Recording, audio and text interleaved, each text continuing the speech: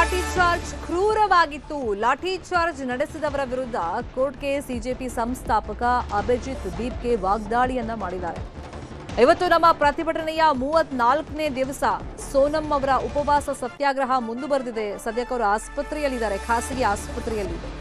ನಮ್ಮ ಬೇಡಿಕೆ ಈಡೇರೋ ತನಕನೂ ನಾವು ಪ್ರತಿಭಟನೆಯನ್ನ ಮಾಡ್ತೀವಿ ಅಂತ ದೀಪ್ಗೆ ಅವರು ಹೇಳಿದ್ದಾರೆ. ಅಂದ್ರೆ ಅಭಿಜಿತ್ ದೀಪ್ಗೆ ಸಿಜೆಪಿ ಪಕ್ಷವನ್ನ ಅಂದ್ರೆ ಇನ್ಸ್ಟಾಗ್ರಾಮ್ನಲ್ಲಿ ಫಸ್ಟ್ ಅವರು ಕರೆಯನ್ನ ಕೊಟ್ಟಿದ್ದು. ಈಗ ನಾವು ಹೋರಾಟವನ್ನ ಮುಂದುವರಿಸ್ತೀವಿ ಅಂತ ಅವರು ಹೇಳಿದ್ದಾರೆ. जो लाठी चार्ज हुआ है उस पर मैं बोल चुका हूँ.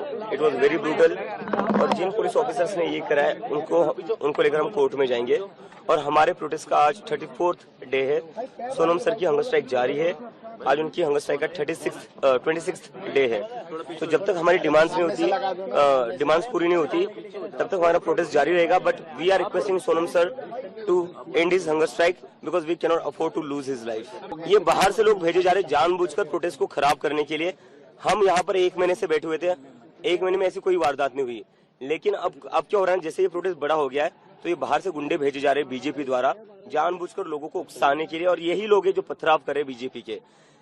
पुलिस यहाँ पर पत्थरों के ट्रक लाकर रखती है. बीजेपी के गुंडे आते हैं, वो पत्थरबाजी करते हैं और फिर कांग्रेस जनता पार्टी के लोगों को बदनाम करते हैं. ವಿದ್ಯಾರ್ಥಿಗಳ ವಿರುದ್ಧ ಅನ್ಯಾಯವನ್ನ ಸಹಿಸಲ್ಲ ಅಂತ ಕೇಂದ್ರ ಸಚಿವ ಕಿರಣ್ ರಿಜಿಜು ಹೇಳಿಕೆಯನ್ನ ಕೊಟ್ಟಿದ್ದಾರೆ. ವಿಪಕ್ಷಗಳು ಚರ್ಚೆಯಿಂದ ದೂರ ಹೋಗ್ತಾ ಇವೆ.